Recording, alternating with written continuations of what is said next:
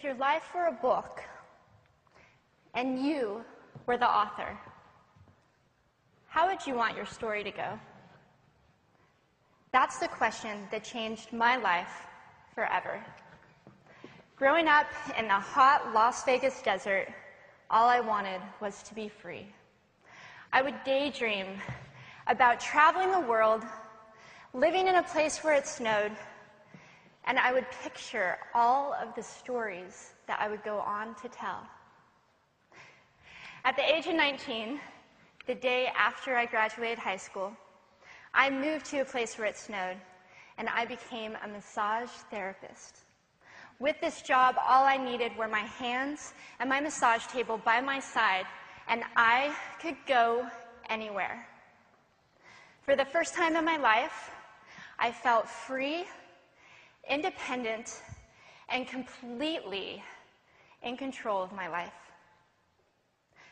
That is, until my life took a detour. I went home from work early one day with what I thought was the flu, and less than 24 hours later, I was in the hospital on life support with less than a 2% chance of living. It wasn't until days later, as I lay in a coma, that the doctors diagnosed me with bacterial meningitis, a vaccine-preventable blood infection. Over the course of 2.5 months, I lost my spleen, my kidneys, the hearing in my left ear, and both of my legs below the knee.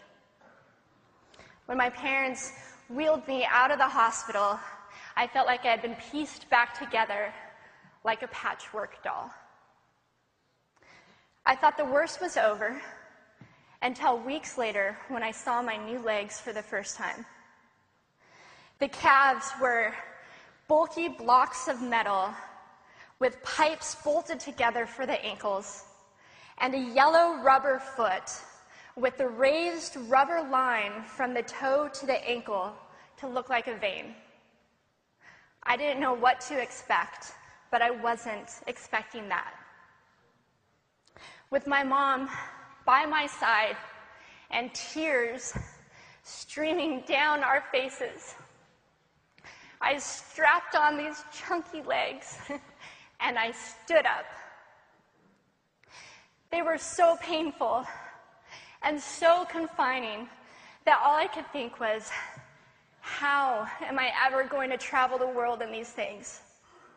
How was I ever going to live the life full of adventure and stories as I always wanted? And how was I going to snowboard again?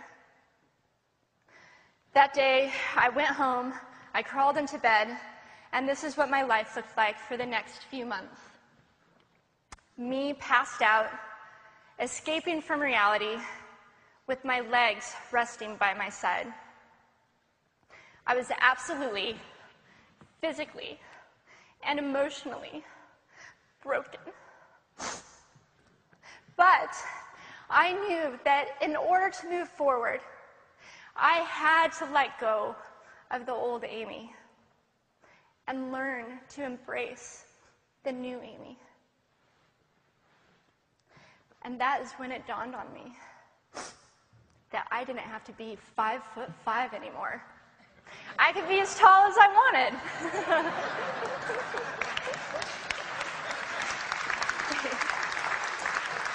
Or as short as I wanted, depending on who I was dating. And if I snowboarded again, my feet aren't going to get cold. And best of all, I thought, I can make my feet the size of all the shoes that are on the sales rack. And I did. So there were benefits here. It was this moment that I asked myself that life-defining question. If my life were a book and I were the author, how would I want this story to go? And I began to daydream. I daydreamed like I did as a little girl. And I imagined myself walking gracefully, helping other people through my journey, and snowboarding again. And I didn't just see myself carving down a mountain of powder, I could actually feel it. I could feel the wind against my face and the beat of my racing heart as if it were happening in that very moment. And that is when a new chapter in my life began. 4 months later, I was back up on a snowboard. Although things didn't go quite as expected, my knees and my ankles wouldn't bend, and at one point, I traumatized all the skiers on the chairlift when I fell, and my legs, still attached to my snowboard, went flying down the mountain. And I was on top of the mountain still.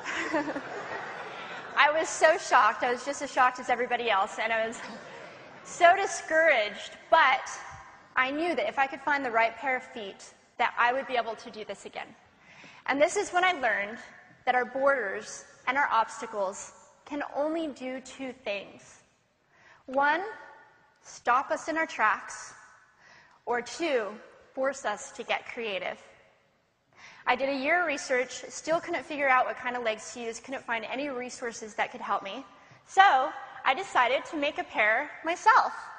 My leg maker and I put random parts together, and we made a pair of feet that I could snowboard in. As you can see, rusted bolts, rubber, wood, and neon pink duct tape. And yes, I can change my toenail polish. It was these legs and the best 21st birthday gift I could ever receive, a new kidney from my dad, that allowed me to follow my dreams again. I started snowboarding, then I went back to work, then I went back to school, then in 2005 I co-founded a nonprofit organization for youth and young adults with physical disabilities so they could get involved with action sports. From there, I had the opportunity to go to South Africa, where I helped to put shoes on thousands of children's feet so they could attend school. And just this past February, I won 2 back-to-back World Cup gold medals.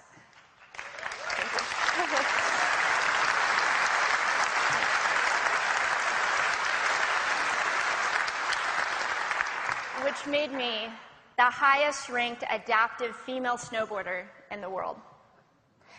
11 years ago, when I lost my legs, I had no idea what to expect. But if you asked me today if I would ever want to change my situation, I would have to say no.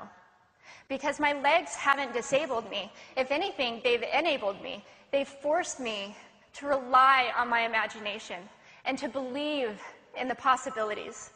And that's why I believe that our imaginations can be used as tools for breaking through borders.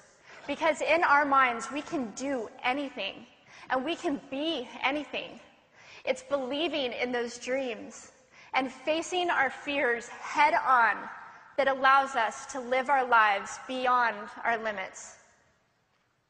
And although today is about innovation without borders, I have to say that in my life, innovation has only been possible because of my borders.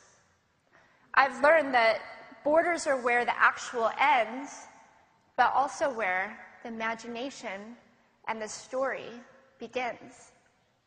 So the thought that I would like to challenge you with today is that maybe instead of looking at our challenges and our limitations as something negative or bad, we can begin to look at them as blessings. Magnificent gifts that can be used to ignite our imaginations and help us go further than we ever knew we could go. It's not about breaking down borders. It's about pushing off of them and seeing what amazing places they might bring us. Thank you.